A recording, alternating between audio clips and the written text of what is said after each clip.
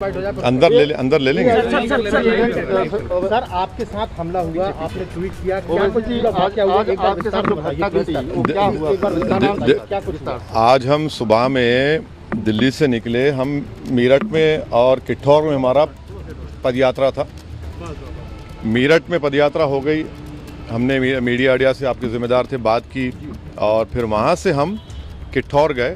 किठौर से हम मेरे ख्याल से हमने 3 बजे से 3:45-3:50 तक हमने वहाँ पर पैदल दौरा किया। फिर हमारे नुमान रोफिल साहब के घर में हम गए, वहाँ पर थोड़ा बहुत लंच का चाय का इंतज़ाम था, करके नमाज़ पढ़े और वहाँ से दिल्ली आने के लिए जब हम इस पिलखुवा के पास जो टोल गेट है वहाँ पर हम पहुँचे, हमारे साथ 4 गाड़ियाँ थी। हमारी गाड़ी के सामने हाजी साहब की टाटा सफारी थी जो पीछे आपके, और हमारी गाड़ी के पीछे और 2 फॉर्च्यूनर थे। तो जैसा हम टोल गेट के करीब गाड़ी स्लो हो जाती है, बैरिकेड होता है, तो एक बड़ी धाम से आवाज़ आई। तो हम बोले क्या हुआ? फिर दूसरी आवाज़ आई, तो हमारे साथ जो गाड़ी में हमारे दोस्त गाड़ी चला रहे थे यामीन खान, बोले भाई हमला हो रहा। तो हमारी गाड़ी से उन्होंने बड़ी क्विक थिंकिंग से इस गाड़ी को पुश किया, ये सफारी को, और वहाँ से निकले। फिर और एक आवाज़ आई, जब हम निकल रहे थे एक और आवाज़ आई। तो मेरे ख्याल से 3 से 4 राउंड की फायरिंग हुई। हमारी गाड़ी के लेफ़्ट साइड के ऊपर 2 होल्स के निशान है, एक गोली शायद, और एक निशान है लेफ़्ट साइड मडगार्ड के ऊपर। हम जब गाड़ी से आगे बढ़े तो क्योंकि हमारी गाड़ी को हमने पुश किया, मारा, राइट साइड का टायर पंक्चर हो गया। फिर वहाँ एक फ्लाईओवर है, वहाँ पर गाड़ी रोककर हम इस गाड़ी में बैठ गए और दिल्ली को आगे, क्योंकि हमको लगा कि रेकी कर रहे थे, फॉलो कर रहे थे हमको।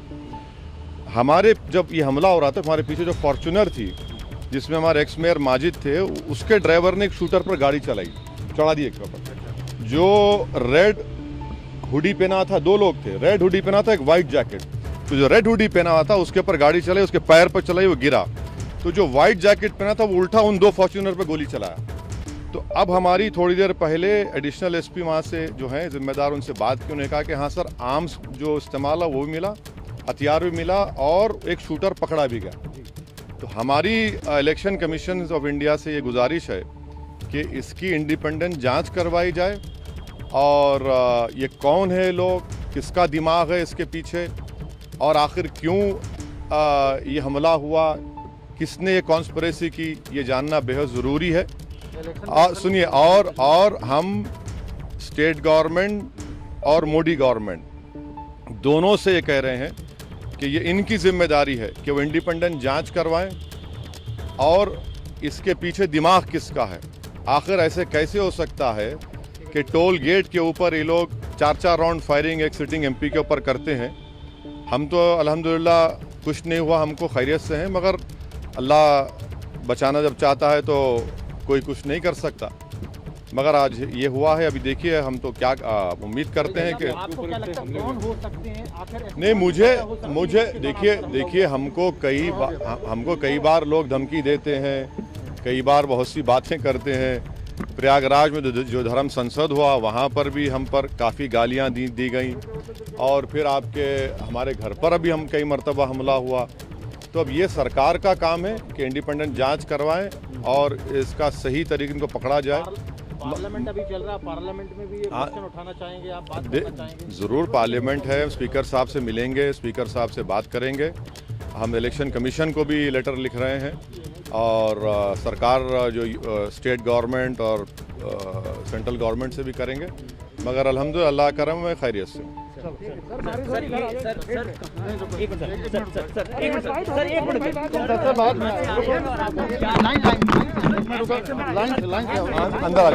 असदुद्दीन ओवैसी ने मीडिया के सामने आकर के अपनी बात रखी, क्या कुछ हुआ वो सिलसिलेवार तरीके से बताया, और साफ तौर पे कहते हैं इस पूरे मामले पे जांच होनी चाहिए, क्योंकि जिस तरीके से सिटिंग एमपी पर कई राउंड फायरिंग होती है टोल गेट पर, इस पर जितनी जानकारी असद ओवैसी ने दी, उनका ये कहना है कि एक हुडी वाला शख्स पकड़ा गया है और उनके हथियार बरामद किए गए हैं। यानी अब ये जांच का विषय है।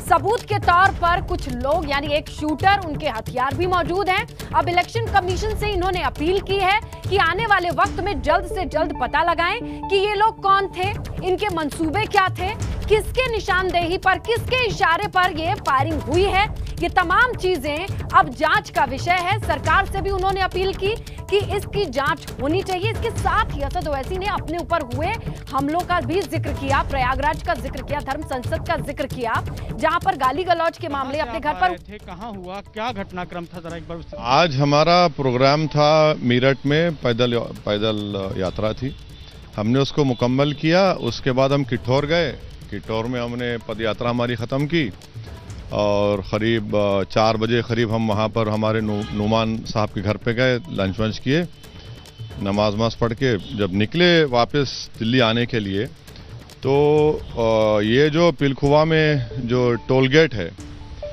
जैसा हम वहाँ पर गए, सामने ये गाड़ी थी हाजी साहब की हमारे, तो सडनली एक आवाज़ आई, एक शॉट,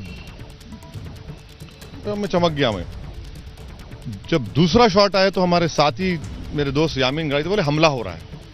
तो हमने अपनी गाड़ी से, क्योंकि वो बैरिकेड आपको दे रही होती, स्लो होती गाड़ी, तो हमने अपनी गाड़ी से गाड़ी को पुश किया और फिर आगे बढ़े। ये गाड़ी आपके आगे थी, जिसको आपने ये हमारी गाड़ी से पुश किया तो देखिए उसको नुकसान हुआ। और फिर हम आगे बढ़े, आगे करीब वहाँ आगे एक फ्लाईओवर है, वहाँ गाड़ी रोकी, क्योंकि जो हमारी गाड़ी से मारा गया तो टायर पंक्चर हो गया हमारा राइट साइड का, तो हम फौरन उतरे और इस गाड़ी में बैठकर दिल्ली आ गए। मगर जब हमला हो रहा था पीछे हमारे और 2 फॉर्च्यूनर थे, तो एक फॉर्च्यूनर जिसमें हमारे एक्स मेयर माजिद थे, उसके ड्राइवर ने उस शूटर पर गाड़ी चढ़ा दी। अच्छा, वो वहां पे था जिसने फायर? हाँ, जो रेड हुडी पहना हुआ था, उसमें शूटर पर गाड़ी चलाई, वो उसके पैर पर चढ़ा, गिरा। तो दूसरा जो व्हाइट जैकेट पहना था वो और 2-3 राउंड फायर उन पर किया, तो खैर वो जख्मी हुआ। और फिर जब मैं उनको फ़ोन करके बोला कि मैं सेफली निकल गया हूँ, तो वो वापस गए, तो वहाँ पर हमको बताया कि वहाँ पर वो हथियार भी मिला है। और मेरी बात एडिशनल एसपी साहब से हुई, बोले कि हाँ, एक शूटर को पकड़ा गया है और आपकी गाड़ी को हम फॉरेंसिक टीम को बुलाए हैं, फॉरेंसिक टीम, क्योंकि उसमें 3 गोलियां उसमें पेवस्त हैं। कितनी गोलियां सर आपने राउंड सुने फायर? 3 से 4 गोलियों की आवाज़ आई मुझे। और कितनी दूरी पर से होंगे सर फायरिंग? बहुत करीब भाई,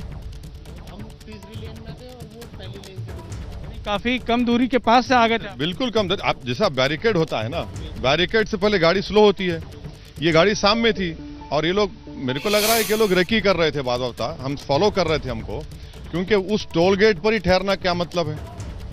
तो ये हुआ। ये सर, ये घटनाक्रम कितने बजे का रहा और उसके बाद क्या क्या हुआ सर? मेरे ख्याल से हम वहाँ से किठौर से निकले करीब 4:45 को, मेरे ख्याल से 5:30 की घटना होगी, 5:30 के अतराफ की घटना होगी। और सर, इस दौरान जब आप ये निकले आगे, तो इस दौरान पीछे आपने पुलिस को इत्तला की तुरंत कि भाई इस तरह का हुआ है? क्योंकि आपके साथ उस वक्त सबकी राय ये थी कि आप पहले जल्दी यहाँ से निकलिए, क्योंकि अगर कोई रेकी कर रहा है तो शायद कोई फॉलो भी कर सकता है, तो इसीलिए हम पहले निकले। और अभी हमारे एडिशनल एसपी वहाँ, सर उन्होंने किस तरह का वेपन? मैं वेपन के बारे में तो मुझे नहीं पूछा हूँ, बोले कि वेपन मिल गया, एक शूटर भी मिला है और एक जो LH शूटर है वो मिला है, बोले है वो पूरी तहकीकात। किस पर शक है सर आपको इस टाइम पे, जबकि सबसे ज्यादा सिक्योरिटी है, आप भी कर रहे हैं? मुझे नहीं मालूम कौन है, मेरे बहुत से दुश्मन है, और ये तो अब ये योगी सरकार का, मोदी सरकार का काम है कि वो इसकी तहकीकात करें, मालूम करें कौन है ये लोग, और इंडिपेंडेंट जांच करें, इसमें कोई तरफदारी ना हो। क्योंकि अगर एक सिटिंग MP के ऊपर, टोल गेट के ऊपर इस तरह का हमला होगा, और वो भी चुनाव के दरमियान में, तो फिर इलेक्शन कमीशन को भी चाहिए कि इसका, बगल में ही इलेक्शन कमीशन की बिल्डिंग है आपके घर के, जाएंगे सर आप इस बात को लेकर? नहीं, मैं इलेक्शन कमीशन को भी लिखूंगा, क्योंकि ये अब और ये चैलेंज है मोदी और योगी सरकार के लिए कि वो इसकी सही तहकीकात करे। सत्र भी चल रहा है, इस दौरान इसको भी उठाएंगे सर बात? अभी तो देखिए क्या होता है। चलिए। असदुद्दीन ओवैसी, जिनका कहना है कि चुनाव प्रचार से वापस लौटते वक्त जब अपने लोगों के साथ वापस आ रहे थे तो टोल प्लाजा पर उन पर हमला हुआ, जिसमें उनकी गाड़ी पे गोली चली, इसके बाद वो आगे निकल गए। हालांकि उनका कहना है कि जो बात हुई है पुलिस से, उसमें एक हमलावर जो है वो पकड़ा गया है, अभी और जानकारी वो जमा कर रहे हैं। कैमरामैन आदर्श नायक के साथ प्रफुल्ल श्रीवास्तव, ABP न्यूज़ दिल्ली।